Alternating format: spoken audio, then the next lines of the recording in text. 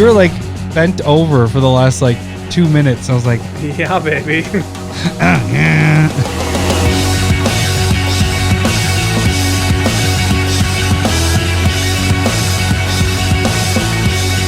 Welcome, CommanderSmiths. We are the CommanderSmiths. I'm Adam Smith. And I'm Lowery Smith. Don't worry. We're cousins. We're cousins. I like that. Sounds all positive and happy. Yeah, just wait for the rest of the episode. We might sound a little different because we're doing things how we probably should have been doing for a while there. The last 8 months. Yeah.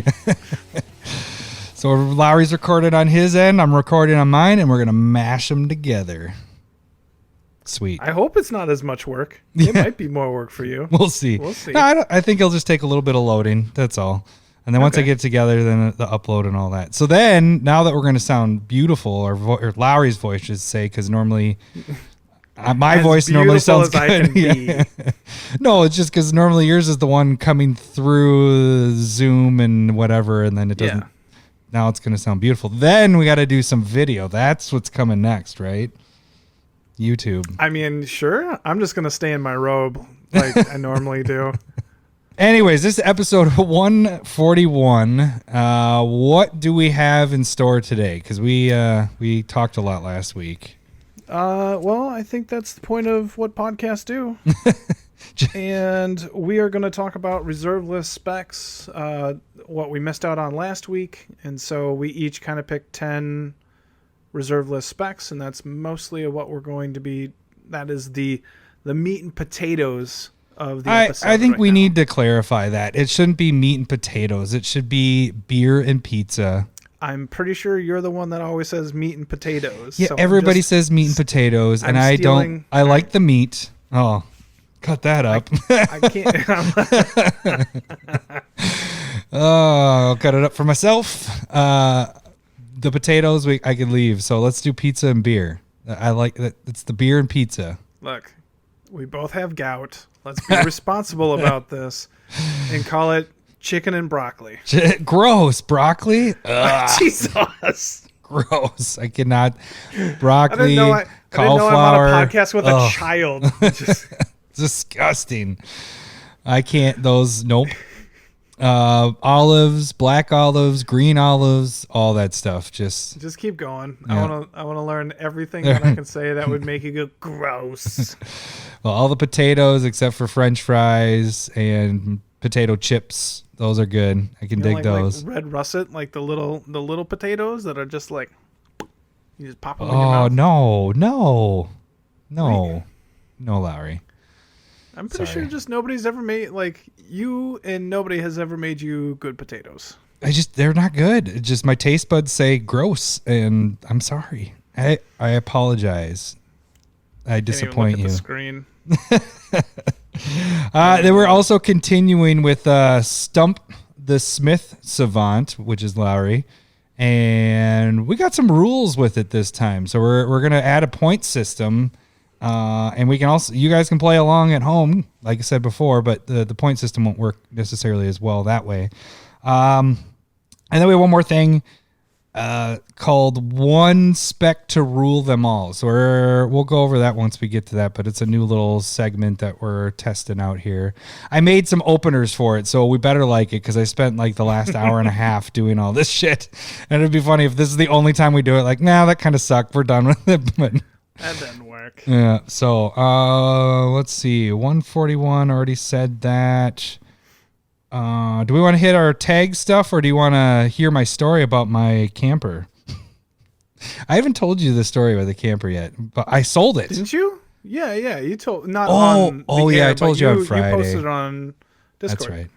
That's right. So I'd rather not hear about it again. No, you can definitely. I'll shorten the story. Yeah. What? So you sold your camper? Sold the camper. It's been on there for whatever. Well, first off, this guy that he was contacting me for the last like 2 weeks. He wanted me to give him my bank account number and routing number, and then he was gonna wire transfer the money over. And that we had on the listing, no, just cash. And he's like, no, it's totally legit and all this. I'm like, I just don't feel comfortable with this at all. No. So I thought the deal was dead. And then, was it a Nigerian prince at all? Or? Yeah, right, exactly. No, it's just like that'd be my luck. I freaking give him my account stuff. He hacks it. We're about to close on the house, because now we have the final closing once the construction was all done. Okay. And then that would have just ruined it. So I was like, nope, I'm sorry, only cash. So 2 days later, he contacts. He's like, I got cash. I got $1,500 now. I can have another $1,500 by the next day. And then we had that snowstorm that came through, and he's like, can you deliver it to my place, up in Mille Lacs, which is like an hour and a half away from me here. He's like, can you deliver it up there? And I was like, well, not during a freaking snowstorm. I'm not going up there. So we went the next day. I got Cindy's dad to come along with me because it was a little sketch. It already sounds sketched a couple times. He's just like, I got some of the money now, and I'll have some of the money later. It was so Cindy's dad is a conceal and carry permit, all that stuff. So he made sure to bring all that fun stuff with him. The guy first came and checked out the camper, gave me the cash. So that was legit. And he's like, can you just deliver it? I'm like, okay, that's fine. It's an hour and a half away. Finally, I get this camper sold. We lived in it for a year. I just wanted to be done with that part of my life. So it has Adam Stank in it. Yeah, exactly. So I just think I'm going to drop it off in this guy's driveway. And he's like, we cleared a spot for it. I get up there, and not only did they not really have a spot, he's like, okay, this is what you're going to do. I got permission from my neighbor. You're going down his driveway, and then you're cutting across the front of his yard through a field, and then going between two trees that are cockeyed with stumps everywhere, 2 trees that are probably 10 feet apart. Yeah. And then that went behind his house, which there was a deck on one side and a blazing fire on the other side. So much so that when we eventually... They had the fire going too? They had the fire going. Like, it sounds like you were in the middle of a game show because I saw some of the pictures and I was like, they didn't move anything. No. They just made it spread it out, made it harder. It feels like it was. And the thing is, it's a 30-foot freaking camper. And so they're like, oh, once you get past the fire pit, that's the open area. You can just back it into here. I'm like, this is 30 feet long. There is not enough room for me to turn around and maneuver this. I have, basically it's going to sit once we get through where this fire pit area is. And they're like, well, let's see what we can do. So I start this long trek going through the yard. Remember, it snowed. We need new tires on my truck. It's struggling right now in the snow. Like that, we already have it bid out to get new tires. We get to the first main obstacle, which is those trees. I cleared those trees by one side. I was rolling over the roots that are on the ground by 1 inch, and then the other side by 2 inches. Now, this should have been like a 10-minute thing. In all, this took me 2 hours to do this because there's a bunch of getting out. And so remember I was telling you about the fire pit? That fire melted all the snow that was there, and when we were going by it, everything sunk. The truck, everything sunk in the ground. So then they're throwing these. There were these metal. I guess you would almost look like a fence, but it wasn't a fence. But they threw these metal things under to get my tires to not stick. We get through past the deck and the bonfire, except I had to stop there because I was like, okay, now where do I go? That fire's still blazing. It's starting to melt the side of the camper as I'm sitting there. I was like, can you guys put that out? Yeah. It's like, can you? And so the one guy's grabbing a shovel and putting snow on it. And the reason I had to stop there is because they had another tree that was in the way. So the other guy had to get on a ladder and chainsaw this tree down. The most ridiculous thing. So I get through and I'm trying to back, do the Austin Powers back and forth with the camper. And then they're realizing, it's 30 feet long. It's not, I can't maneuver it to where they want it to go. And they're like, all right, just drop it. And I was like, well, this is my only exit out of here. So I have to move it far enough forward, disconnect, and then literally Austin Powers, I had to maneuver so that I was perpendicular to the nose of the trailer and then gun it up this hill towards their, get this, they had a semi truck attached to their house and it was painted the same color as the house. Winners. So I gunned it up right next to that semi truck, like that was on the hill, and snow. And so I had to do it 4 or 5 times and get it so my front would spin and miss the tree. And then I was pointed the right direction. And then I snuck behind my camper, my old camper, cleared, I think 4 inches on each side. But oh my gosh, it was so ridiculous. That sounds like you could be a professional driver. If you ever wanted to, you could probably become a semi-driver. Right. Well, actually, that was the cool thing. Cindy's dad, I don't hunt. I don't do that. And that's all he does, hunt and all that. And so it's not like he's not impressed with me with stuff like other things. But that, like, when we got out, he's like, wow, I am impressed. I didn't think we were going to get out of there. And I was like, I don't know. It never hit me until that night going to bed. I actually was like, holy shit, we could have got stuck and I had no way of getting out of there because it was all blocked in. Like, there's no tow truck going to get me. If the camper would have got stuck on the trees, we would have been stuck there. If I would have sunk even deeper by the fire pit, probably would explode with that damn fire. I don't know. There's so much wrong with it. And the dude didn't even have teeth. I mean, no offense with that, but this was... It doesn't matter. They had money. Yeah. So, camper is... finally gone, and I don't have to worry about it anymore. But I was kind of sad after the last moment when I was, about to leave, and I'm looking at it, I'm like, oh man, that thing's about to get a lot of drug use in there.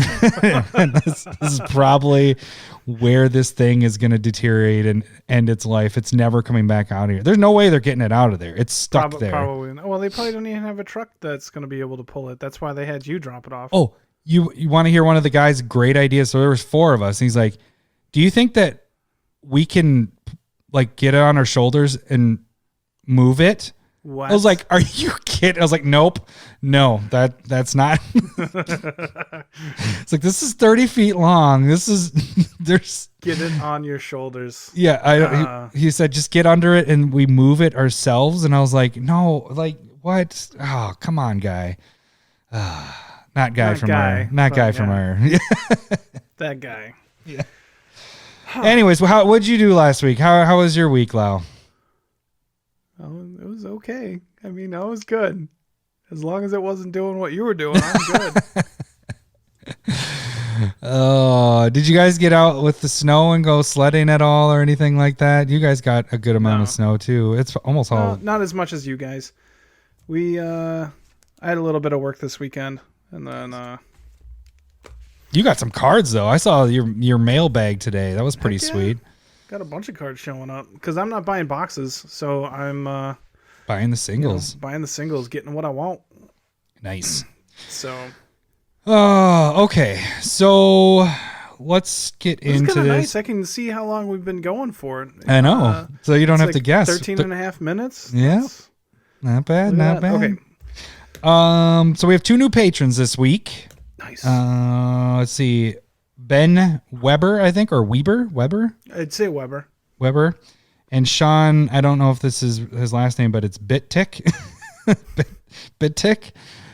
Because it's all capitalized. So I was like, is that like his just... I didn't actually click on his name. I just showed up on our email. What did you see it? Bittick? Yeah. Just Bittick. Bittick? But it's all capitalized. Yeah, I mean, maybe they're excited about their last name. That's fine. Let them be that way. Exclamation point. So yeah, thank you guys. You guys are super cool and amazing. Yeah, that's a lot better. You guys are cool ass motherfuckers. There we go. You're MFers, Meat Forcers. Yeah. Welcome to the Meat Force. But you guys can become a patron. That is the financial way to support the show. $1 gets you into the Discord and also gets you into the CommanderSmith Battle Box League that will be starting here soon. Once the new Commander Legends, which they started doing spoilers today, but we're not going to talk about right now because we have a complete segment with that. So, but check it out. There's already some freaking cool stuff there. Yeah. $5 or more gets you Proxy of the Week each month, or 2 Proxies of the Week each month. The free way to support the show, go to YouTube and subscribe. Videos to come soon. And let's see, you go to Twitter, and that's where you can see Proxy of the Week. You can see not sharing. Well, Lowery isn't sharing with himself for a while. Maybe soon. A couple weeks, It's been possibly. 2 months. Good job, buddy. Maybe next week or the week after. How's the good old toe feeling, though? Is it getting good? No. No. I mean, it's fully capable of everything, but it definitely has some like weird pain Feelings? but not painful feelings type thing. It's like, ooh, that is something. So it's not nothing. But it's not hindering Your toe me at is all. there. So Well, that's good. That's not hindering it's you. basically I can just be like, hey, for me, drinking water seems to be the thing that makes it Help. do really well. Do you means- try coffee? I feel like that helps a little bit too. I drink cold coffee in the morning. Yes. So Gross. Cold coffee. What? Yeah, I don't like hot things. What? I don't know I don't like hot liquids.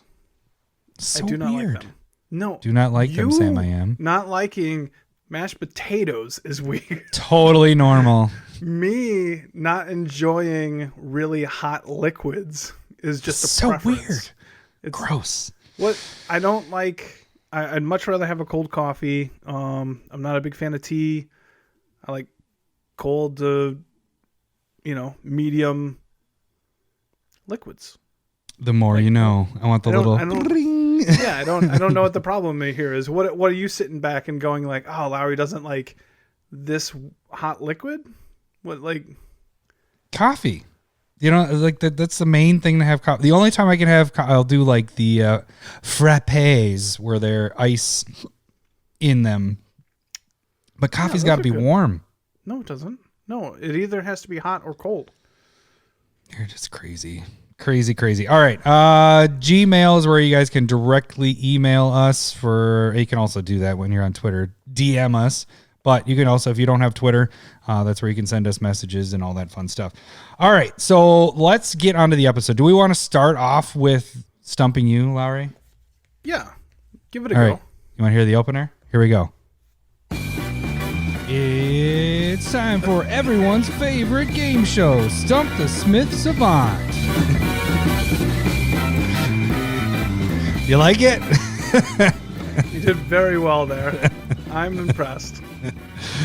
All right. Are you gonna leave us and then go start the Family Feud or something?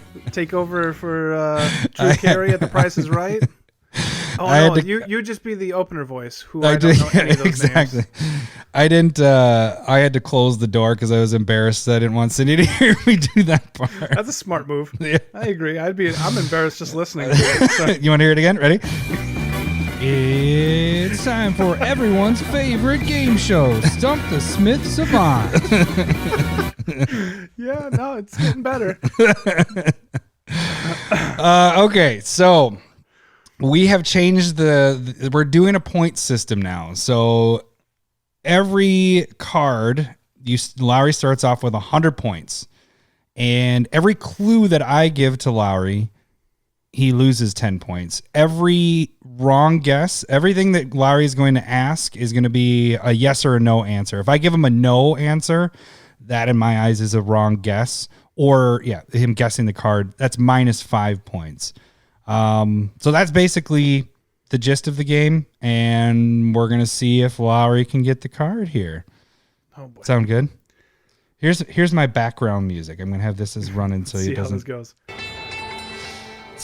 It's a little Diablo. I was gonna take like what is it? Who Wants to Be a Millionaire stuff, but this is just it's just running in the background. It's just like some scary. I can hardly hear it. Which Good. is great. It's from Diablo 2. It's some cool music that I had to just sit there and record it for 10 minutes. Anyways, okay. 10 minutes? So, yeah, This should not this take is gonna that run long. for 10 minutes. Yeah, but I can turn Can't it you off just at put any it on point. like a 20-second loop? Yeah, I could do that too. Or no, I'd have to keep hitting it. So I don't want to have to keep hitting it. No, so yeah, right you now, wouldn't want to do that. All right. yeah. All right. So Lowery's first card, if he gets it really quick, I have a second card to back up one just in case. So I guess at the beginning of this, I should say I'm reading the flavor text, and we're trying to see if Lowery can guess the card just from the flavor text. If he can't, then he asks questions to try to figure out what it is. So, flavor text on this card is, you can hear me, right? All right? Correct. Is it specialize in unnatural disaster? All right. So, this is going to be a Ravnica block card. Is it specialize in unnatural disaster? Yes. And we're going with like rares, mythics right now, right? You're not going like uncommon? Yes. That was part of the okay. Okay, so it's still just relevant as long as it's a relevant one. Right. So we had the discussion on what to do about like multicolored cards, and you picked a set with a shit ton of multicolored cards. So if I ask if it's a multicolored card, it does not help me. But you can ask that question. I mean, let's go the easy route. And is this a red-blue card? No. Okay, I didn't think so. This is another guild kind of chastising the Is It. Who does not like the Is It? It's not Gruul. That's probably somebody being judgmental, so it's probably a white-blue card. Is it a white-blue card? No. Fuck. At any point, you can ask for a hint, and that would give you... Well, I'll just go, is it a multicolored card? No. Okay. Does Artifact count as a monocolored card? I guess we would. Yeah, we can count it as... Okay. So colorless is... Or would it just be colorless? We could just say colorless is colorless. So if draws your artifact or whatever. Yeah. Ooh.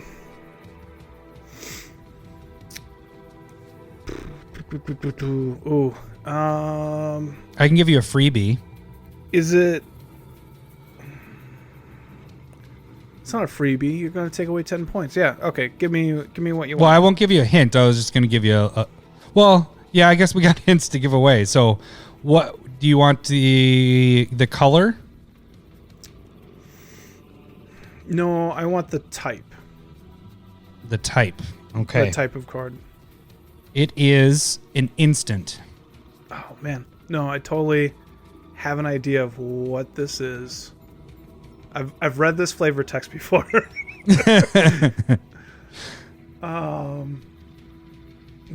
The Is It have... Oh, okay. So this is going to end up being probably a Simic style card because they're more of a natural type of that. Now remember, it isn't a multicolored card. Yeah, it's not. But they have associations. Like the monocolored cards have associations with guilds still too.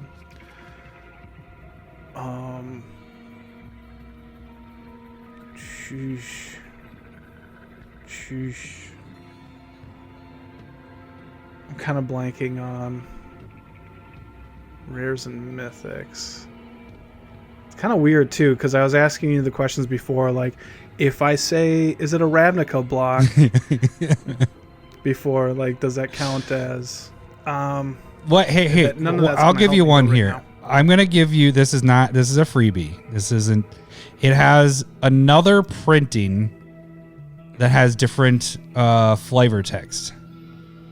Let's see if I can. All right, so flavor text is, oh, that's what that switch does. And it's a recent reprint. That one doesn't do it nearly as much for me. So the that's original... what that switch is. So it's a... Is it specialize in unnatural disaster? And it's an instant. I want to say this is this from Return to Ravnica block? Yes. Okay.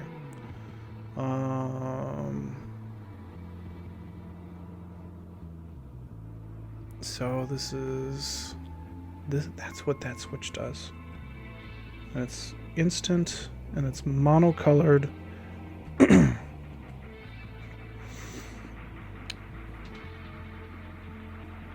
Is it just a red card? No.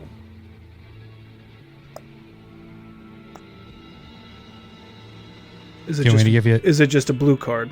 Yes. Okay. That's what that switch does. That's a good way of wording it. Instead of, because of, you know, like if it was multicolor, although I already told you it wasn't multicolor, but is it just a blue or just a red? Okay. This one's definitely tougher. I'll give you more. I'll tell you the. Do you want me to tell you the sets it was printed in? No. No. Because I don't think it's gonna help me. Because I think it was. I think it was in Ultimate Masters. Nope. That was not, all right. that Let me give you the sets. That was. All right. Right here goes the sets. This might help you. Return to Ravnica. Okay. Commander 2014. Modern Masters 2017. Double Masters.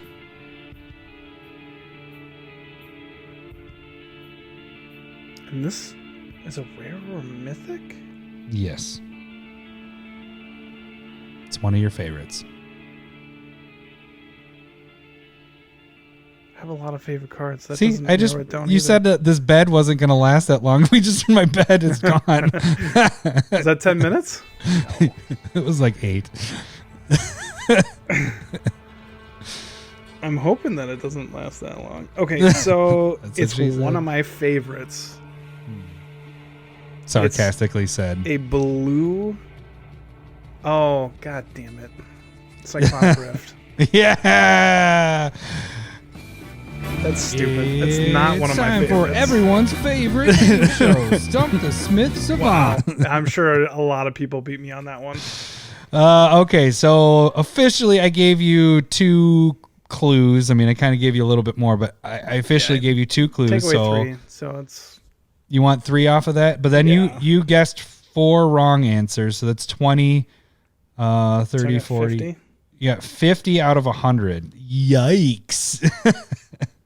I thought you'd get that one. That's why I have a backup one, because I thought for sure you'd get that one because of how much you love that card. That's all right. That's all right. I haven't looked at that card really in a long time. I was thinking too with the is it specialize in this. I was like, oh, it's gonna throw him off. He's gonna think it's multicolor with this because the saying is it right off the bat. Yeah. That's okay. That's good. So, hey, at least this sounds awesome. It did have an is it association. Like that's a is it card. Yeah. So that's about the only right thing that I said. Give you an extra 5 points for that. No, you don't give me any points. That's not how this works. Okay, so what do we want to jump into next? Do we want to do reserve list stuff, or do we want to do the one spec to rule them all? I think we hold off on one spec to rule them all. Okay, so let me get a different sounder. Let's just do that one. It's time for everyone's favorite game shows, reserve list picks. I like how you change your voice there. You're like, welcome everybody. All right. So back in episode, 2, 3, and 4 or something like that, we went through reserve list cards and picked out a whole bunch of them. If you were listening to us then and did it and trusted us after only hearing us for the second time ever, you made some money because a lot of those cards that we had picked at that point, we picked a lot of cards. That was in the beginning where it was just like, how do we do this? Let's just read cards. And we went through like 100 cards in an episode. That was fun. Yeah. I love talking about cards. So we're kind of coming back to it, there's some things. Well, reserve list has kind of taken off again. It's always going to kind of do that. It just seems, the people growing up like us have money now. I don't know why during COVID, but no, I mean, like people money? Like us, as in you grow up and then, you have a big boy job, so you can spend your money on stuff like that. And I think that's part of the reason why reserve list stuff has gone up. I don't know why it's going up with COVID and people needing money, but it is. I think people are just sitting at home and like, hey, I'm going to buy all this stuff since I'm sitting here and I can't play cards with anybody anyways. Yep. So we've picked out 10 cards on the cheaper end. We're not going, because there are some good cards that I still feel that you could pick up that are good buys that will go, like Lifeline, for example. We've talked about that card. I think it's at 20 right now. And when we did this years ago, I think that was wasn't it like five or six at that point? 5, it sounds like. Yeah. And now it's at 20. I still think that card's going to go way up. It's such a unique ability to it. And you're never going to see that again. There's so many cool things that you can do with that. That's beside the point. We're not going with cards that necessarily that high, but we have quite a few cards that are probably good buys to pick up. And we might have some certain reasons why each of these, why we feel like they're going to go up sooner rather than later. Do you want to start us off with yours, Lau? Question mark? I should have probably pulled these up, huh? Well, I can start with mine. Yeah, I have mine pulled up. Okay. So my first 3, I'm going to go one at a time. I'll go back and forth with you, Lau, but my first 3 are going to be snow-covered based. And the reason for that is we do have another, that barbarian whatever Kaldheim? set. Yeah, it seems like it might have there's some talk of snow-covered making an appearance again. And they've been, Modern Horizons had it in there. Don't know if the next Modern Horizons 2 will have that as well. But snow seems to be making a little bit of a resurgence. I mean, it's been forever since they really printed it besides Modern Horizons. So I just have a feeling on these certain snow cards that if they get printed, these will probably go way up at that point. My first one was on both of our lists. Just a good card. I remember Lowery actually picking this the first time around when we went through this. But it's Glacial Crevasses. And this is a red enchantment. It's 1 red, 2 colorless. And you can tap 0, sacrifice a snow-covered mountain, and prevent all combat damage to be dealt this turn. Just a built-in fog on a stick. Yep. And we both know how good Constant Miss is, because it's just a constant spell you keep doing. This one, you don't have to keep casting it. You get it out there once, and then you can actually do it every turn you want to do it. You don't have to worry about having mana open. It sucks that you're sacrificing mana and it has to be snow covered, but this is a good card. And if we come back to snow, even if we don't come back to snow, I think this is a good card. Because when you build your decks now, do you use snow covereds or are you still just using basics? I mean, not all the time. Like if I feel like I can work it in there, I do it. It's, back and forth. I tend to always try to play with snow because I do have maybe 1 or 2 other cards that deal with it in the deck. Right on. So, but yeah, this card right now is at $3. When we had picked it before, it was cheap. 25 cents. Yeah, it was way down there. But still at $3 for this card. And if we start seeing snow again, not the wrapper, but actual snow covered stuff, this will probably jump up quite a bit. There's a wrapper that's snow? Snow is back from, now you're going to make me play it. What? Snow. Hang on. I don't know what you're talking about. That wasn't even funny. That was, somebody laughed out there, and that joke was for them. Well, shit. Well, this blew up in my face. It's Gross. the Inform. I lick you boom boom down. That song, you know what I'm talking about? Yeah. Yeah. It wasn't one I sat around and listened to. It wasn't like right. Natalie and Brulia or anything. So. Oh, such a great song. I'm going to go with Mudslide. It's a red enchantment, 2 colorless red. And then creatures without flying do not untap during their controller's untap step phase.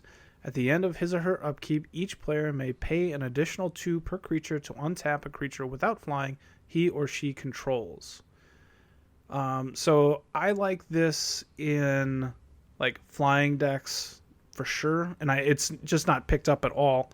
But it's like a reverse Ghostly Prism or Prison. Propaganda, you know? Yeah. So it's, if they do attack, they're not, they're only going to be able to untap with their good stuff. It slows down your mana dorks, like your elves. I think this is a really solid, way underplayed card. Yeah.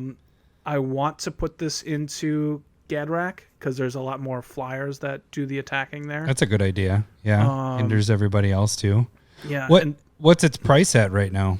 It's sitting at about like $1. Right now it's $1.72 market price on TCG. And I think that's pretty solid deal. Like I can easily see this. This is a $5-10 card easy, especially since it's reserve list. So, yeah. I mean, again, it doesn't stop anybody from attacking you, but it just opens up people from the crackback super easy. So, especially if you're flying, like if you're running like earthquake style effects, I think you want to highly consider this card. For sure. I like it. I liked it when we did that. Yeah, when we had it last time too. It is a good card. I just have never seen it played. Like you said, it's not in decks. It's harder because it's how many flying red decks. Yours, Gadrak is a good example of it, but you would think there'd be more with dragons and all that. But I guess Kalia would work in there. That'd be a good deck to have it. Ur-Dragon. Yeah. I think a bunch of those would work pretty well. For sure. All right, well, my next one continues with the snow theme. Like I said, the first 3 will be that. So this one is Winter's Night. It is another enchantment. It's red, green, and white. And then this one's actually like a hate on. So this depends on your meta. If they're playing with a lot of snow, so this would be good against me because I've been playing with a lot of snow permanents. But then also if this becomes a thing, this could be something like if snow gets printed, this could be in there. But it says whenever a player taps a snow land for mana, that player adds 1 mana any type that land produced. That land does not untap during its controller's next untap step. So am I reading it right? It's adding an additional land, right? But then it stays tapped for the next turn. Yeah. So it kind of, I don't know, it could hurt you, but it doubles your mana for at least a turn for your snow coverage. But that's where you're kind of like understanding that that's something that can happen. So you're putting in like the Seedborn Muse that untaps your lands. Untaps, yeah. Wilderness Reclamation or Bear Umbra or the green-black Sword of Feast and Famine. So, I mean, if you plan on having all of your, taking 1 turn off every time. Well, the thing is, it's only your snow coverage, though. So if you have enough other things, those will untap. So it could help you get out a big spell. Boom, you have, let's say you had half and half. 3 or 4 of them are snow and the other 3 aren't. You can knock off something pretty big and then, not something so big the next turn. But it also can screw with the opponents because it's everybody else too. So it could help them a little bit, but if they're not planning like you said, planning on this card being out, it might hinder them more than help them. So yeah, I think it's an interesting card for $1. That's. Yep. I agree. So, all right, what's your next one, Lau? I am going with Frenetic Ifrit. It's a 2/1 flyer for colorless red-blue, and then it has, as I already said, 2/2 flyer. You can pay 0, flip a coin, target opponent calls heads or tails while coin is in the air. If the flip ends up in your favor, Frenetic Ifrit phases out. Otherwise, bury Frenetic Ifrit. So this is going with that coin flip theme, like your partner ones from a couple years ago. And the new one that just got spoiled. Well, that's a little bit different too. Yeah, because it's about spells. But it's really cool. Yeah, it seems pretty cool. But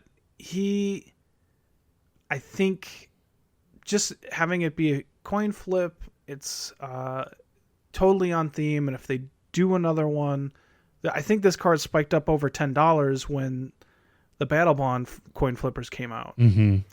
And so I think you have at least the potential for a quick, like a spike to try and flip on. Yeah. Because people are digging for those cards again. And I don't know, cause you're the one that invested in the coin flipping last time a bit more. Yeah. Have those cards kind of came back down to earth? Yeah, since then? they did. So the key there was to sell immediately when that, into the hype. I'm looking back on it. So I made money off of it. I spent about $170 something for about 117 cards. Ended up, I'm at currently 193. So I'm up $15 and I still have about 50 cards left out of that batch of stuff. But like I said, I'm looking for more. Those aren't on the market now because I'm waiting for more flips to come out because those they went up and then they came right back down. So I think this goes in that pile along with it being a reserve list. And I think helps, there's some stacking that you can do with the pay zero, flip a coin type thing as well. Yeah. So I feel like, but I'm not 100%, where you can just go like, I pay it 20 times. And then you just like continue flipping type thing. I like it. What's it at right now? It is market price. It is $357. I'm pretty sure I picked mine up for like $2. Nice. On mine might have been like moderately played though. So I was just trying to get some. Yeah, so it's all a little bit over the place. I'd keep an eye on it at the very least, but probably can get it for around $3. Yeah. Okay. I like it. I like that card. Okay. My next one, last one with dealing with snow, but it's called Winter's Chill. This is a blue card. It is X and a blue instant. Cast this spell only during your combat only during combat before blockers are declared. X can't be greater than the number of snow lands you control. Choose X target attacking creature. Basically what it is for each of those creatures, its controller may pay 1 or 2. If that player doesn't pay any mana for each one of those, you have to pick out the ones. Destroy that creature at the end of combat. If the player pays 1, you prevent all combat damage that would be dealt to and dealt by that creature. If they pay 2, the creature deals damage as normal and receives damage as normal. So this could be kind of almost like a board wipe for somebody attacking. It seems interesting. You're either, if they're tapped out, you basically wipe their board. If they aren't, you're making them tap all their stuff so they're not doing anything else the rest of their turn on the second main phase. So it just seems like an interesting attack if you think they're or blocking trick. If they're holding up Cyclonic Rift. Cyclonic Rift. Just kidding. 6 of your creatures are going to get destroyed when they're attacking. It seems like a cool card. If you read it online, there's a lot of words. There are a lot of words. A lot of words to this one. But you just basically got to think you're casting it. You're either destroying their creatures if they don't pay anything. They pay 1, it prevents all their damage. If they pay 2, it deals the damage. So it's hindering their turn. If they don't pay the mana, they can have it go through and deal the damage, but then they lose all their creatures. That's the only downfall I would say is that the destroying part, you still get hit with all that damage because it says destroy that creature at the end of combat. So it's like, so that one lets it go through as well. So you're still potentially blocking though. Like when do they got to pay? Right when you're casting it? Yes. But it still goes through and gets destroyed at end of combat. So you can set up your blocks to make sure you're not getting hit the worst. That's a good point. Yeah. Cast it before your blocks. And then they do all that stuff. You see what's going to get through, see what not. Yeah. So, I mean, but it's still blue removal mass-wise at instant speed. So I don't see... It's like...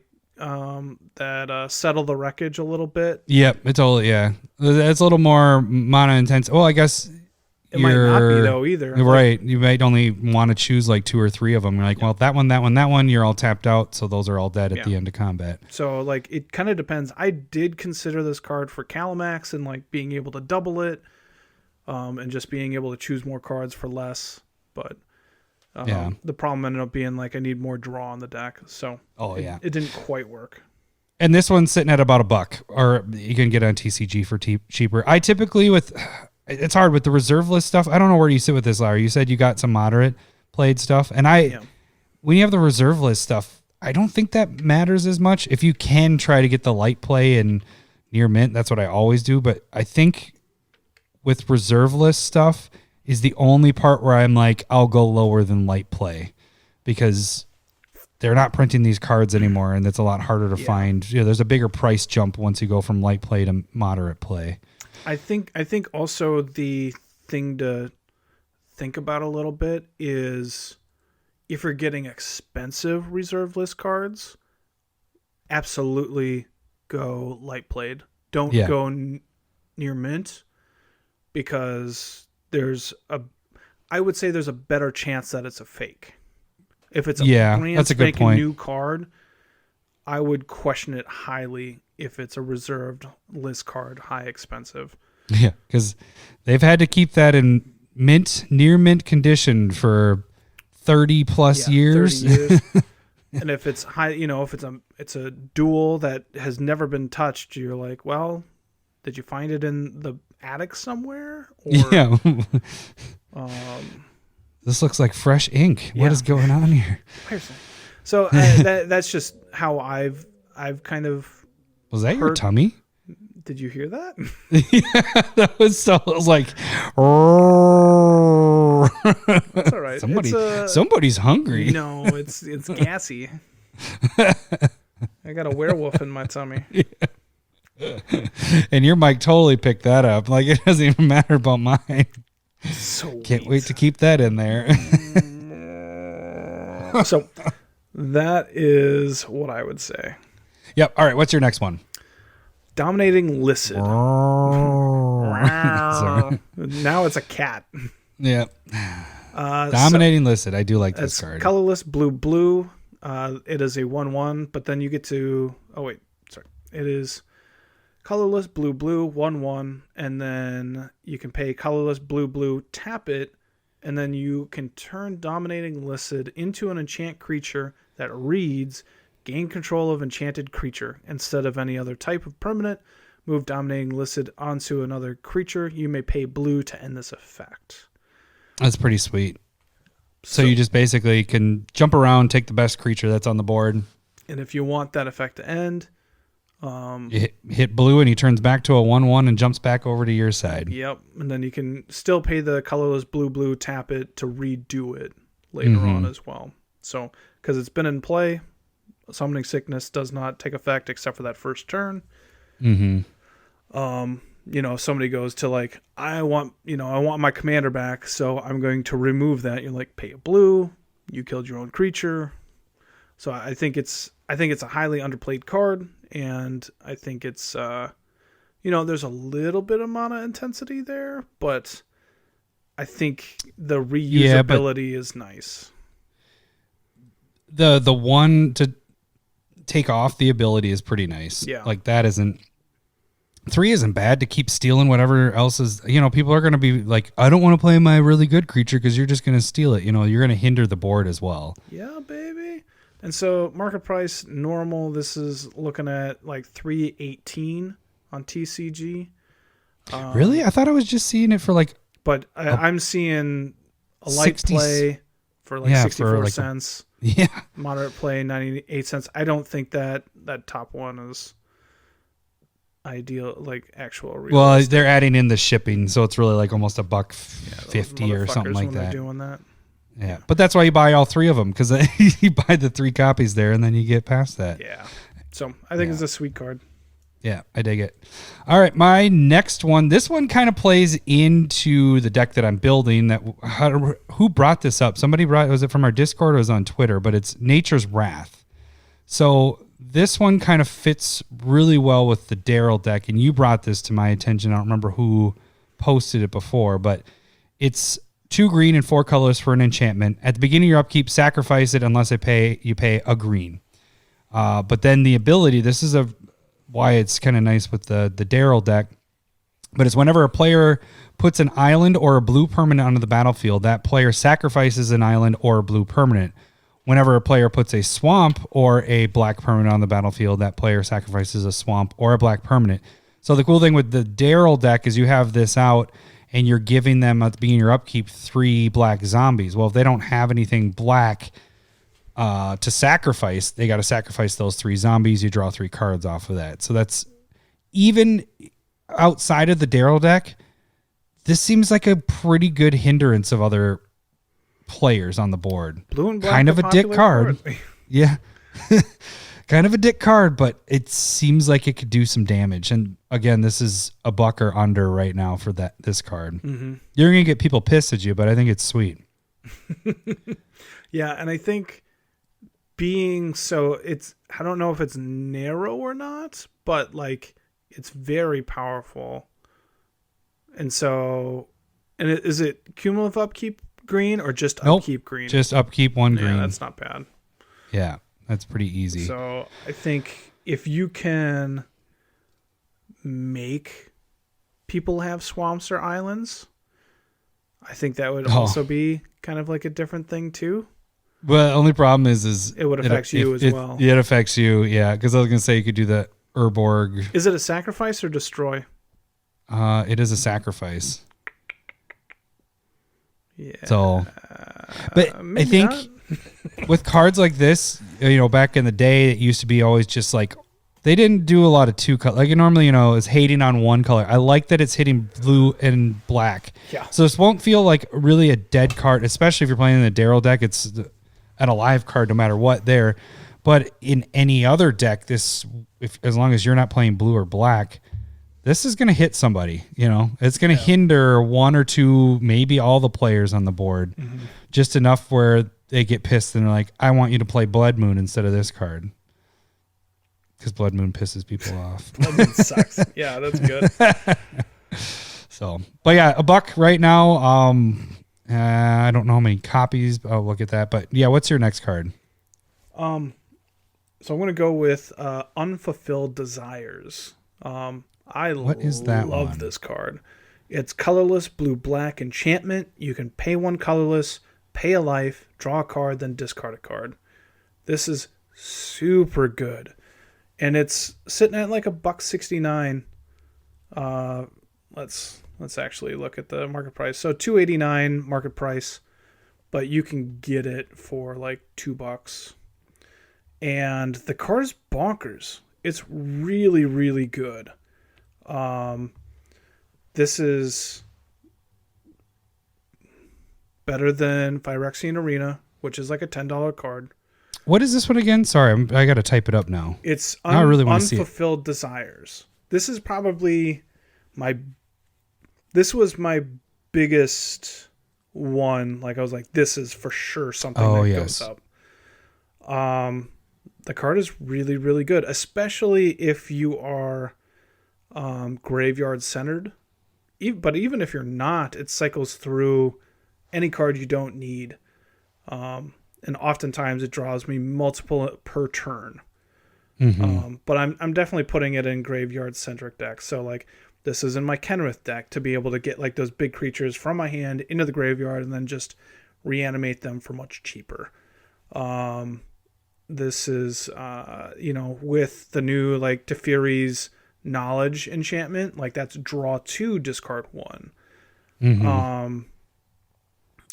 This is I'm just really surprised. It's a really, really good card. Yeah, there's still quite a bit out there. This is up around what, $2 right now? Yeah, I think you can get it for around 2. I just bought a bunch last night. So nice. Very nice. Yep, I like that. All right, my next one is a land, Halls of Mist. You can't tap it for land, but it has cumulative upkeep 1, which kind of sucks. But creatures that attack during their controller's last turn can't attack. So another hindrance built on a land, which is kind of nice. Currently sitting at around $1.50. It just seems like, for decks that can't do this, very well, like stopping people from attacking. I think these work perfect in that. So like red decks.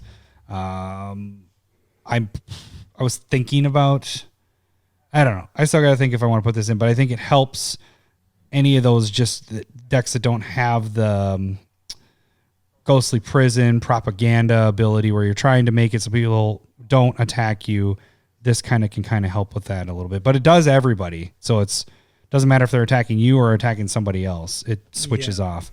The cumulative upkeep kind of stinks a little bit, but this built on a land, I kind of dig it. And for $1, it's pretty damn cheap for that. I'm looking it up right now too, because I want no creatures can attack if it attacked during its controller's last turn. So I guess the other question that I would have about that is like, is that like a delayed trigger on a bunch of creatures? So like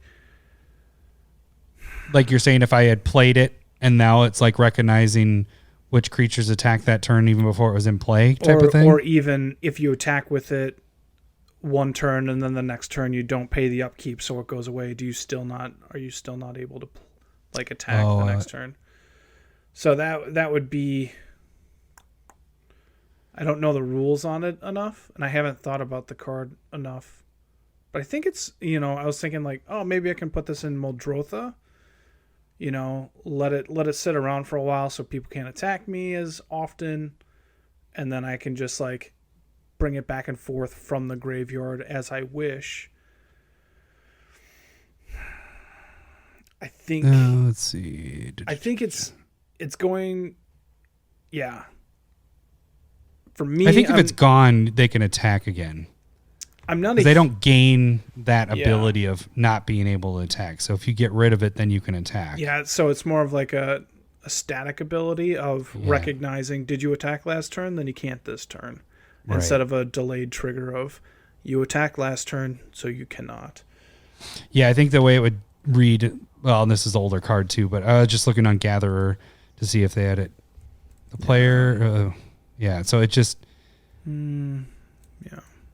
There isn't any rulings on it. Yeah.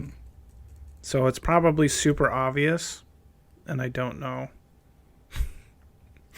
Well, I think what I was going to say is if it was making it so it stayed on the creature, I think it would say the creature gained an ability, like something that gained that ability for that turn. Is that how Lifeline is worded? Because Lifeline's a delayed trigger. That's true. Let me check Lifeline. Doing this all on air. Good planning. Whenever a creature dies, if another creature is on the battlefield, return the first card. Yeah, I guess it doesn't gain it either there. So, I mean, I think... Number 2, shoot us... I think it's still a really cool card, and it messes with... if you're not a combat-oriented deck, I think that this is something that you can consider. Mm-hmm. And being a lands, it doesn't tap for mana, which is harmful. But again, if you're running cards like Urborg, Tomb of Yawgmoth, or Chromatic Lantern, you can tap it for mana. I think it's a cool card to add to the arsenal for sure. Mm-hmm. And it's not expensive. Yeah, $1. $1. All right, what's your next one, Lau? I'm going to go with Bubble Matrix. I like that card. This is a 4 colorless artifact. All damage dealt to creatures is reduced to 0. Yep. So it protects your stuff, protects everybody's stuff, but it's a nice way to just add protection to it. I've had it almost make it in one deck, and then I took it out. It's going to be in my Glen deck. Oh, sweet. Finally figured out a way to use it, and I think it's a really good way to use it. So one thing is you don't put this in your Blasphemous Act deck because you just worked against yourself. That's a non-bow. And so Glen has a bunch of utility creatures that are puny. Like, I don't want to block with them, but I don't have any other real way to stop creatures. I have Propaganda, Ghostly Prison, and then I'm considering this in that realm with this deck. So I have like Merfolk Looter style cards. And so they're 1/1s. If I block and I have Bubble Matrix in play, I can do that and still draw and discard a card. And the big thing that I think is just like, well, how do you deal damage or how do you get through? And so if you're like a combo based player, I think this is fine. But Glenn is meant to get you have through, evasion with him too. Evasion. Yeah. So having creatures that have evasion and having utility creatures that can benefit off this, I think is the nice mixture that helps this out a lot. Oh, that could work pretty well in Eureka. Yeah. Yep. If you because it's all evasive stuff, and then that protects my creatures a little bit. like and the I have ones all that the you're little playing that right. The owls and all that stuff are all 1/1 stuff. Yep. So that's actually not a bad idea. So I think that's how you want to play this card. And once you see that mindset, you're like, you know what, this could fit here, here, and here. And so I think it opens it up a lot more that way. Nice. All right. My next one is Mangara's Tomb. As an artifact for 5. When it enters the battlefield, search your library for 5 cards, exile them in face down pile, then shuffle that pile. Then shuffle your library. Tap 2. The next time you would draw a card this turn, instead put the top card of the exile pile into your hand. So this is kind of a cool 5-card tutor. The only problem is you go find those 5 cards and somebody goes, destroy your artifact. You're kind of in trouble there. But it's kind of cool. You can tutor out, get 5 of your best cards out of the deck, or 5 things that you want to get. Maybe you're low on mana, you put all of them as mana or something like that. It seems like an interesting ability because it's any time you would draw a card this turn. So it's any time that you're having a draw ability, you can pay the 2 to draw from there instead. And that's 5 cards that you picked out. So it seems pretty legit. And it's around $2 right now, maybe a little under $2. So what is your next one? Kind of moving faster because we are, as you can see, the time. I stopped looking. Oh, you did? Ooh, we're at an hour. All right. Yeah, we're good at this. We're like halfway. Remember when we were like, hey, let's add another segment? No, we shouldn't. All right. Going with Shimmer. It is an enchantment, 2 colorless, 2 blue.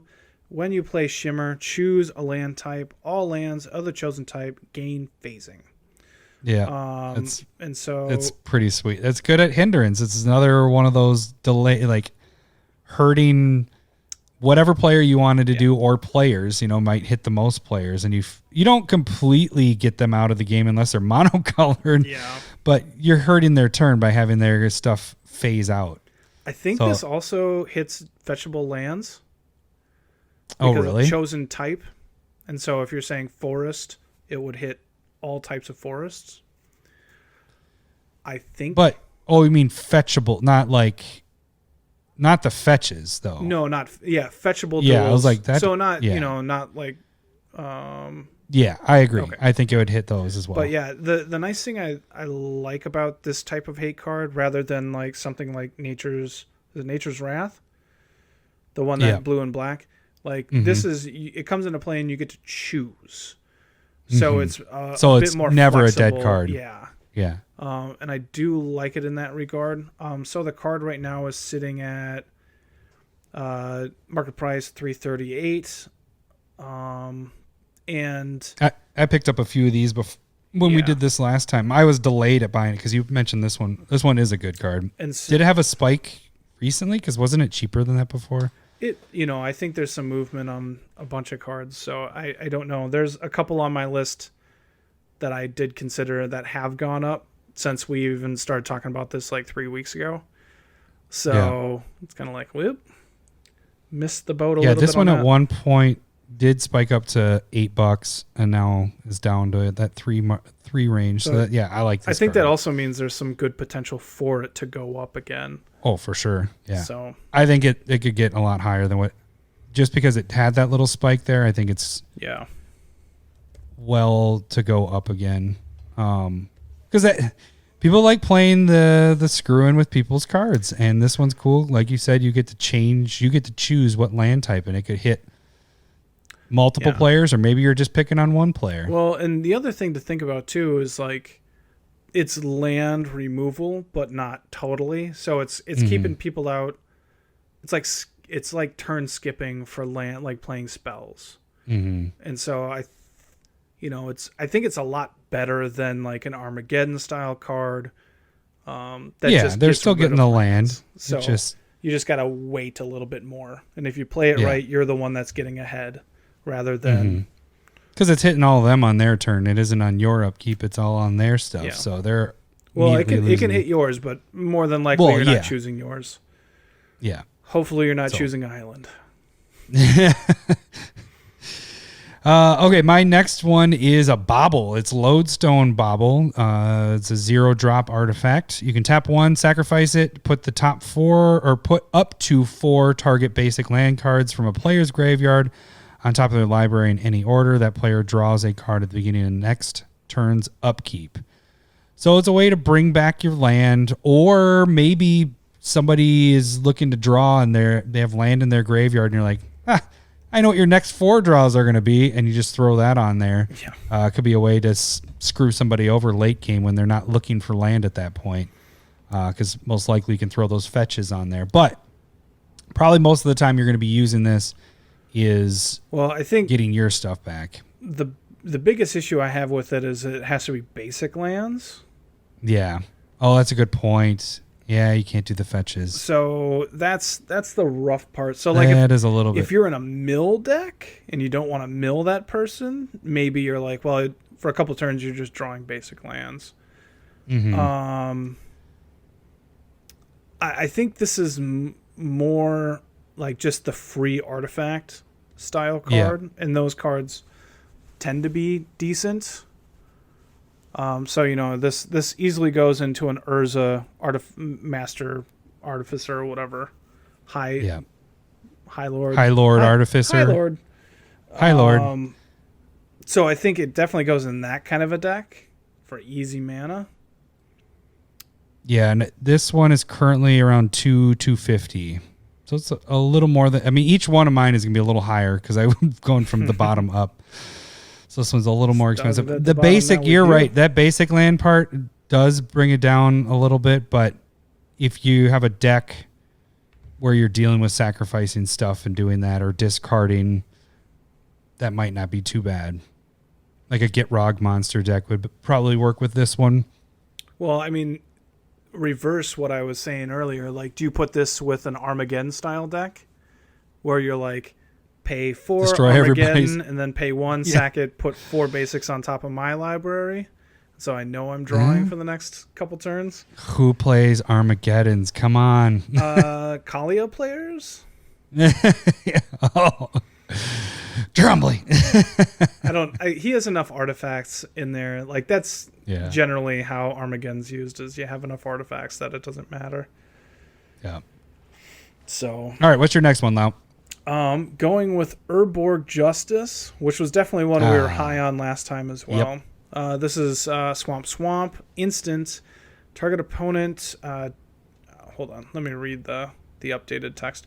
Target opponent chooses and buries a number of creatures he or she controls equal to the number of creatures put into your graveyard from play so far this turn. So that's a fun deck. I use that one in Mazarek. Because I'm playing Scion tokens, and you're just sacking them. You're like, all right, I'll sacrifice 4 of these, and then you pick one player, and like now you have to sacrifice or bury 4 of your creatures. Yeah. Which is kind of interesting wording, because you're not sacrificing the creatures. Not sacrificing. So you can be like, I'm going to destroy my indestructible creature. So, I mean, but it's unlikely to backfire that bad. And it's at instant speed, which is sweet. It's an overall. I love that card. So if somebody's all out attacking you and you're like block, have a get fair trades as good as you can, and then you pay 2 black, and then you go, well, I had 4 creatures die this turn. You need to choose creatures that you're going to destroy, or like you were saying, or you could even do it to a different player. Like if you were able to kill that person's stuff. Attack me, I'm just going to block with everything, have it all die, and then we'll just wipe the board of him. And then I can totally see that. I see that conversation now. The person that you just made the deal with probably wins the game. Since Market price says it's about $5. You know, this goes in Yawgmoth, Yahenni, Mazarek. This goes in a lot of black decks. I am super surprised it's only $5. Yeah. Yeah. No, I have a couple of these. Yeah. I thought this would be at least a $10, $15, $20 card by now. But it has gone up a little bit. So yeah. What's your next one? Funny, actually, this one I saw somebody they put this on Twitter. Was it Tomer might have done this? Or somebody did like the random card of the day. And I was like, oh, that's my card for reserve list, one of my favorite ones. But it's Spoils of Evil. I just saw it. Somebody posted today. Mm-hmm. It's 2 colorless and a black instant. And then for each artifact or creature card in target opponent's graveyard, add 1 colorless mana and gain 1 life. Late game, this can do some work for you. Imagine doing this and then playing your Torment of Hailfire. Yes. Just late game, you know. Beginning game, it kind of sucks to have, but there seems, because it's an opponent, so you can't abuse it on your end. You can't be like, but my Phanex deck that I want to build, change it to a Reanimator deck. This would work with that, you know, pick out a deck that's using a lot of creatures and get all that mana. And there's some crazy stuff. And the cool thing is it's not you're losing life. It's giving you life. It's you know, if I feel like this would be normally with a black card would be lose a life for each of that mana. But hey, they're giving you a benefit and giving you the white part of it. Thank you. Even though it's not white. So yeah, so it just seems there's another card that's like this that gives you black mana that does a similar effect. I think that's what whoever posted that on Twitter was comparing it to. And this one's at 250, 275 right now. So yeah, it's a pretty slick card. Potential for a good ritual. If you're running rituals, if it's in the right deck, I think that works. Like you're saying, sure. Phanex. Yep. All right, what's your next one? I'm going to get expensive for the next 3. Ruh-roh. Not super expensive, but much more expensive than I was, because before I was in the $2 to $5 range. So I'm about to get into that range. So right now I'm going to go with Baron Master Wizard. It is. Is that the counter spell one guy? The tapping? No. Is that no? This is colorless blue. He's a 1/1 wizard, Harry. You're a wizard. You can pay 2, sacrifice a permanent, return target creature to its owner's hand. That doesn't sound too amazing, but this goes infinite with Dockside Extortionist for infinite mana. So you sacrifice 2 treasures, and then, or for the mana, sacrifice 1 of yours to return Dockside, 2 more treasures to replay it, and then whatever mana is left over, you get that. So it's definitely like a combo card, but it's also like something that I put in decks where I'm stealing other people's creatures. So it's like I steal your thing, pay 2, sacrifice it, bounce that other thing back to your hand, and then you're just doing like a double swing there. But yeah, that's a pretty dick card. So I think it's sitting at $15 right now. And again, as it being, I think Legends have a little bit more potential from the reserve list as well. So yeah, because it can be a commander and everything. Yeah. So I think, and it's a character that people know and maybe like or not like or whatever. And so I think it being around $15, I can see this being, you know, I don't know how high this goes, but I think it's over 20. So yeah, being conservative. So it might not be, I wouldn't go super deep on this one. But maybe get yourself a copy or 2. Yeah. So I dig it. What I like your next one. So okay. All right. My next one is Null Chamber. Is that the one you're thinking of? Okay. I wasn't sure if you meant that one or the last. Null Chamber is an enchantment, 3 and a white. As it enters the battlefield, you and each opponent choose a card name other than basic land. Spells with the chosen names can't be cast, and lands with the chosen names can't be played. It's I think you read it a little weird. Did I? You and opponent each choose a card, not each opponent choose a card. But did I say each? I think I because I read. Yeah, I probably did. I probably did the dyslexia part, and I read each because opponent each choose, and I wrote or I said each opponent. One. Can't even read. Two. But yeah, so you and another opponent. You could do some politics with this one. You can lock down some other players. There's some interesting things that can be done with this card. Because you could choose a commander, and I think that's what you do this for. Yeah. You're like, let's choose that commander, and they can't play their commanders. All right, game. Let's do it. And then you shut down the two other players. Yeah, that's a dig card. Yeah. So, and this one's at $3 right now. And this also works with like cards that you cheat into play, commanders. There aren't a whole ton right now. Like if your Eureka was in white, it would work, but you're not probably playing the two together at this point. But Derevi, that bird that you can just pay for and have it come into play. So you do that. You don't have to worry about your stuff. Yeah, so for sure. They would have to randomly name something because you're never going to cast Derevi. Or they just choose that other one or that other player. Yeah. So I like the politics part that you're talking about. So that's probably the right way to do it. Yeah, it should be. Yeah, an interesting and hope they don't backstab you. Yeah, exactly. Well, and that's the thing is late game, you might have those obvious threats, and it might be a nice thing to go after. There's, if you like politics, this is a good one to play. Agreed. What is is it your last card? No, second to last card. Okay. So we're going to take a different angle here a little bit. These last two cards, I'm going to talk about Legends from Legends right before Commander Legends comes out. So we're going to get a little confusing.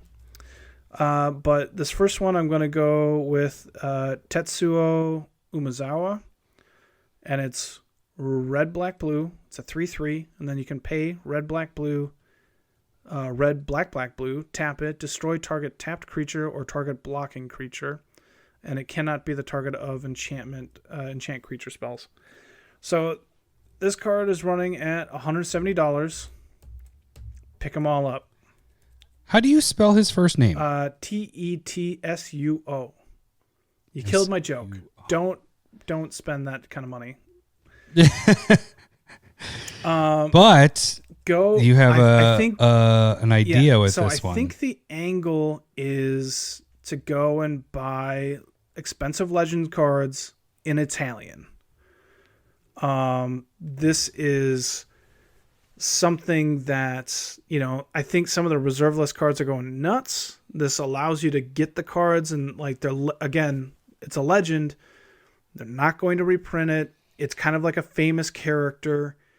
And, Umezawa was, I think this character was the one that originally killed Nicobolas. And then Nicobolas went throughout time and history and tried to kill off the Umezawa line. So that's why there's multiple of them. Lore Time with Larry. That's a segment we'll never do. Yeah. There is just people that do better. We have so many started segments and ideas, and then they just end. We do it a couple times. All right. We don't make enough content. So I think the card is cool on its own right. And it's mana intensive like a lot of cards from Legends, but from the specking aspect, if you look at gold bordered cards that are expensive comparatively to their tournament legal cards. Oh yeah, what Gaia's Cradle is $100 gold bordered That's not card. legal. Yeah. You have collector's edition dual lands that are $200-$300 in comparison to their Underground Sea, and you're just these aren't legal. At least Italian Legends, which was printed much more than the English version, as well. So admittingly, but it's still not on the level of what cards are printed as now. And they're still reserve list. Did you say the price of what the Italian one was? I picked it up for like $25. 25. Yeah. So nice. You're getting it at a fraction of the price, but also I think there's potential there. If the cards, I would say at least half. I think an Italian Legends is probably at least half of what English is. And so this being a $170 card, I can see this being, $85. And it's 25. Yeah, and so I think even if you look before this recent spike of that one, this was still a $50 card, and then it just recently spiked with everything else this summer. So you're even getting cheaper at that price. I think that is a good angle to look at the foreign stuff, especially with these older ones. So I think as the English versions get dried up, people are going to be looking at different ways to get the cards. And I think Italian Legends is the next way to go. I dig it. Didn't think of it that way. My last one is Jester's Mask. This is 5 for an artifact. When it enters the battlefield. This brings me back to our young days. I remember Jester's Mask and Jester's Cap. But this is kind of a dick card because it comes into play tapped. But you tap 1 and sacrifice it. Target opponent puts the cards from their hand on the top of the library.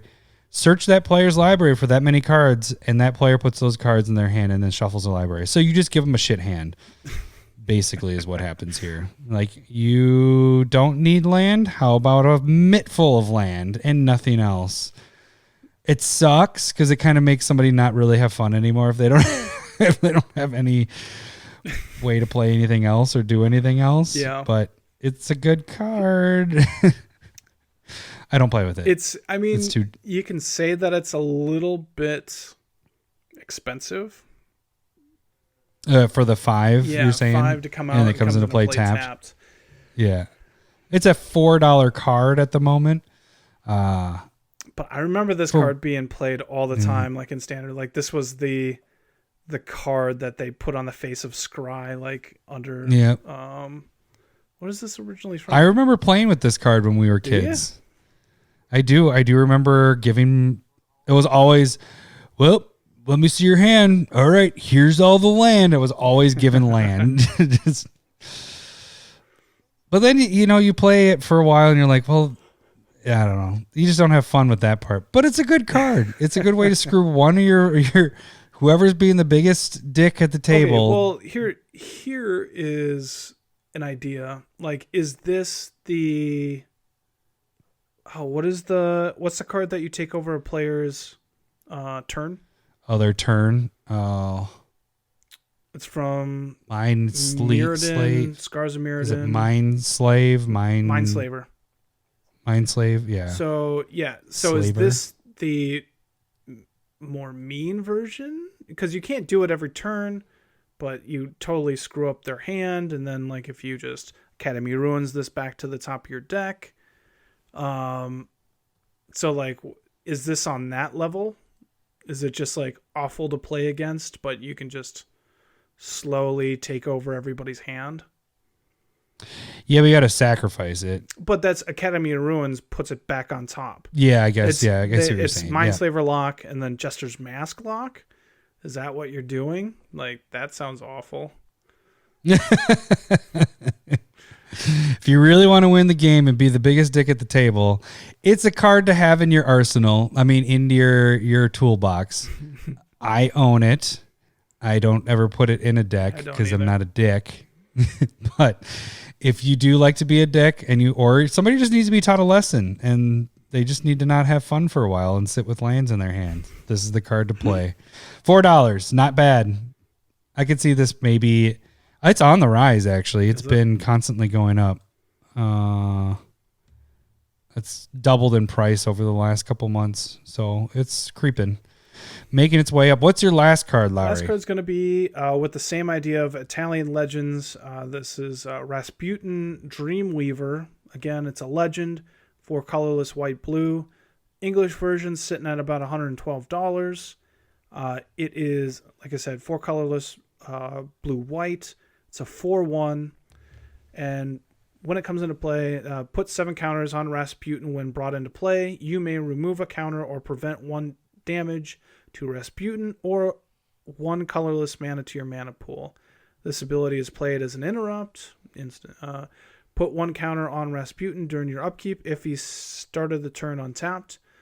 You may not have more than 7 of these counters on Rasputin in any way. That's pretty sick. Yeah, right? So the turn he enters, you can just wipe out all the dream counters off of him, and you get 7 mana right there. And that's in I didn't even know this card existed. In blue-white. And if you just wait a turn, you already have 6 available. That next turn, you're probably going to have 13 or 14 mana available at least. So crazy. So what are we looking at for Italian here? $25. Jeez. And that's, it's a fraction of the price. And I see this card being worth, this is much more usable than the Umezawa. I think this card has a lot more potential. This one's a lot better. Not an $85 card. I see this being a $100 card on its own, depending on what Rasputin does, English-wise. And so, I picked up one at this point. Just probably slowly just going to keep an eye on that. And then I decided that I ran out of money, and then I'll continue to start looking into Italian Legends, ones that what I feel like I can pick up that have a good ratio. Yeah, there isn't that many on there. 45 results at this point. If you go down to moderate play, if you're light play and near mint, you're only at 30, and that jumps up $10 if you go to light play.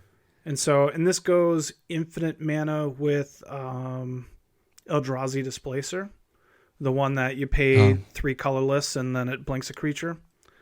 Mm-hmm. And so you can, remove 7, use 3 of that to blink Rasputin. You got 4 left over, back. make 7.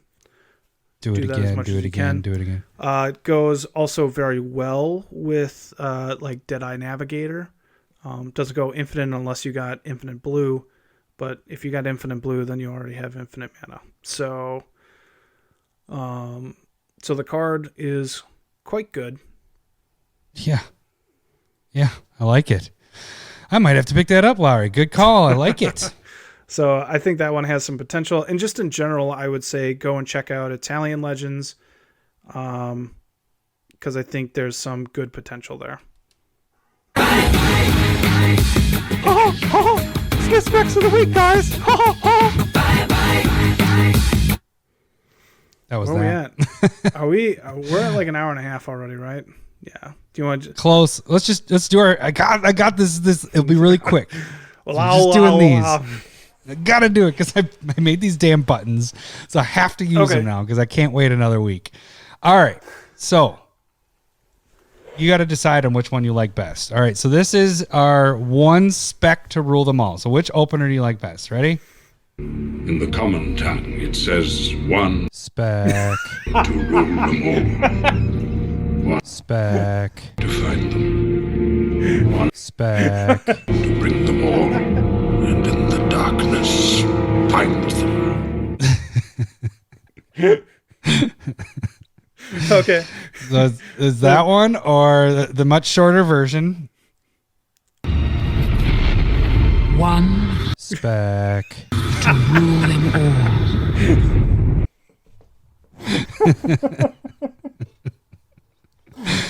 I wanted to get this bit in because I worked hard on that. Spec. It's like these emotional moments. And Frodo's just like, what? Spec. All right, yep. So right. I think which one did you like best? A second one? I like how I like how fast that last one is. Yeah, I mean it's clean. Yeah, I like Gandalf, but it's a lot of spec. Just I mean that is pretty nice fun. And I don't think you don't use that button. I just think the opener can be the shorter one. Yeah. You mean this one? One spec to rule them all. It fits what we're doing. So one spec to rule them all. Oh, I need more water. Yep. So the gist of this segment, it's going to be really short, but kind of was thinking about stuff. And, you know, we go through and we've gone through like our Commander top 10 and all that fun stuff. But the idea of this is more like we're picking out a card from whatever set we're choosing today. It's going to be, I know we've talked about it a bunch, but right now we're at peak supply, but Zendikar Rising. And this is basically what we're saying is if you had to hang your hat on one card, if you had to put all the chips in on this card and hope to make money off of it, the key is to make money off of it. Not what we think. The top 10, when we do the top 10 commanders, is more like, hey, these are cards we think are good. It might not necessarily mean they're the best ones to make money off of. This is the card each of us are picking, and we're picking different ones. We're purposely going to pick different ones. Yeah. We'll kind of keep track of that too. But it's one card that we think, put all your chips in on this card, and this is the one that's going to make you money. Yep, you're back. All right. Your feed was frozen. You were like bent over for the last like 2 minutes. Yeah, I was like, baby. what is he doing? He's looking at... I don't know what happened. The right... okay. So picking... Let's just run with it here. Do you want to start or me start? Basically, the card that we think out of Zendikar Rising has the best opportunity to go up. And we'll kind of keep track of this. I'll probably put a spreadsheet together to see. But this is to put all your money in on one card. Why don't you start us off, Lau? I'm gonna change my answer. You're gonna change yours? I'm gonna go with Thieving Magpie. Thieving Magpie? Which one is that? It's a card. It was reprinted in 10th edition. It doesn't matter. Thieving. What's the merfolk? Skydiver. Thieving Skydiver. Skydiver. Yeah, I'm gonna go with that. Oh, nice. You're going with the argument one that I was trying to go back and forth. I liked your other one though too. We're not gonna tell because we might. Yeah. So I mean, Thieving Skydiver I think has a lot of nice flexibility. What it does is when you come into play, you kick it for 1 or 2 and you steal some really nice equipment. This it fits in a lot of decks. It's abusable in a lot of decks of just being able to, it does some really cool things. I just think it has a ton of flexibility. And for sure. It's what, $2 right now? 2-3 somewhere in between. Well, that one, yeah, it's at $3 or whatever for just the normal, but go $1 more and get the full art. It's at $4, or even the foils at $4. I went and got the full art one. The full art foils were around 10, I want to say. I mean, so there's a bigger for gap everywhere. there, for sure. And I just think that flexibility is what makes it has the most, and the price makes it the most potential. Right. Yes, I agree. This was me and you texting earlier. I was going back and forth with this one or the one I picked, and I was like, I really like it, but I go this way and this way. Yeah, this one and the full art looks amazing with this because I do have a couple of those. But yeah, this is already in 1,800 EDH rec decks, so it's being used. It's going to be used in I would use it in every blue deck. You're stealing something, at the very least, a soul ring from somebody. You're going to be stealing it, and doesn't matter if she gets killed or whatever, you have it. And if it's an equipment, hey, she gets it on her. So that's kind of sweet too in itself. So, yep, I 100% agree on that one. My one spec to rule them all is Ancient Green Warden. Yeah. It's kind of I wouldn't say cop out, but the thing is this, it's in the same amount of decks as Thieving Skydiver. So they're both 1,800 EDH rec decks. The nice thing is we have a third thing that is playing cards from your from your graveyard. And then we have a double trigger on it. The adding a second trigger ability on your lands coming into play. That's unheard of. We have the Panharmonicon, but this is adding it just for land. And the other part of it is like playing this card. The reach really helps. That 5/7 reach, it also is a really good blocker. So there's just an all-around good card. The difference with this one, I think you can go with any of the versions. Unlike Thieving Skydiver, where I think you go with the full art or the foil. The The full art foils are at 30. The full arts are at 22. The normal pack regulars are at 20. Same with the foils are at 20. So all of these, I wouldn't go with the regular pack ones. That's the only one I would say not go with. But the other three, I think, are all on the table. Yeah. I think the highest price jump would be to go for spend that $30 and get the foil full art, because that's going to have the biggest jump down the road. This card's amazing. And like I said, they're same as Thieving Skydiver. I think these two I'd put everything on that. If I could just pick those specs, that's the name of the segment, I would buy all these cards. But you want to fill your toolbox up, so you get some here and there. But if you were to just go deep on one of these, I think it's a no-brainer. You'll win with that for sure. I don't know how long down the road though. What you think? 2 years? A year? So it could go even faster than that. I mean, it's going to be in standard for a while. So yeah, I think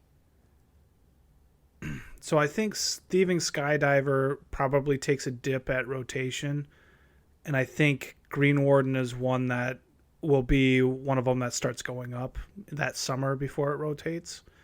Like, I think it's just going to be that big of a commander staple. Being a mythic, people love land matter style decks, and being able to play from the graveyard is huge. Yeah, I think you're looking at Green Warden not going down much. So here's a question for you. So I was just checking up, like Nyx Bloom Ancient. It's a totally busted card, but it's a green mythic. Does some crazy shit. Its full art foils are at $90 right now, and was over $100 at one point. This has more printings of it because it has the pre-release and all that stuff, and the promo packs and all that. But this. I feel like it's on the realm of this, well, and even Green Warden would have the pre-release foil, and will eventually get a promo the stamp. Yeah, it will at some point, but they don't have it. Well, I guess it's or Goldfish doesn't have it listed there. Yeah. But you're right; it should have a pre-release one. But still, the same trajectory as Nyx Bloom. I don't know. It's a similar card, but I think Nyx Bloom is a little more broken. Yeah, Nyx Bloom's a little crazy. So yeah, this one seems more fair. Mm-hmm. But I could see it being. I think we said it when we did the previews of everything, or when we went through the whole set. Wasn't that our number one card? Yes. That's right. It was like every green deck could have that in there. Do you want to say your honorable mention, and then we can get out of here? It was going to be that Ashaya legend that turned all your creatures into forests. I think that's a pretty sweet card, I think there's too. some really, really cool things that are being done with that. And I hope But it's more being used as your commander, so that's a little bit different. Where I like your switch to thieving, because that's just going to go in every blue deck. It fits into a ton of blue decks for sure. Ashaya, well, you were saying that it's in 1,400 decks right now, non-commander, and then there's 200 commander decks. Yeah, I think that's what it was. It was 12. I think it was 1,400 total. Yeah. But yeah, so it's not that far behind these guys. The big thing about that, even though you're turning all your creatures into forests, like, I think the big thing for me is just like that Cyclonic Rift, like, hate. Yeah, that makes it. That is huge. Yeah, that was a good point. It just makes it like a utility creature, just going like, well, I could put this in every green deck, and if it's in play, I get around Cyclonic Rift. Like, that's, I think that's a legitimate thought process. Yeah. So I definitely need to get one. I'm hoping I can get one from Cardsphere here soon. So put it on your wish list. All right. Well, one spec to rule them all. Oh, we have three of them. I like all three of those. So All right. Well, we should probably wrap this up. We are very long. Yeah. It's one of our longer you're welcome. episodes, but it was totally worth it, wasn't it? that whole little spec. I haven't seen you laugh cry for a long time, and That ending. I missed the that ending. in-person laugh cry. That was a good one. All right, buddy. Well, that should do it for was a this good week. We will catch you guys next week. Thanks for listening. See ya. Bye. Second.